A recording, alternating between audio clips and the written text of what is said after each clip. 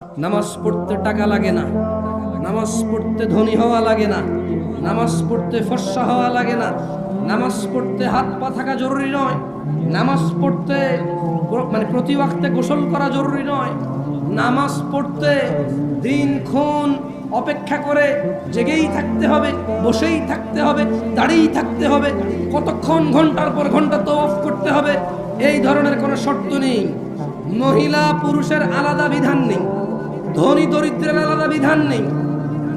অথবা তারা যারা সালাতকে ত্যাগ করেছে, আল্লাহর নবী বলছে ইসলামের স্তম্ভ পাঁচটি: আল্লাহকে সাক্ষী দেওয়া, ওনার রাসূলকে সাক্ষী দেওয়া এবং সালাত প্রতিষ্ঠিত করা, সমর্থবান যাকাত দেওয়া, সমর্থবান হজ করা, 11 মাস শেষে 1 মাস রোজার মাস যারা পেল তারা রোজা রাখবে, তারাই হচ্ছে মুসলমান।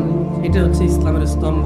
কয়েকটি কাজ একনিষ্ঠভাবে করলেই আমরা জান্নাতে প্রবেশ করতে পারি, যার অন্যতম হলো সিয়াম।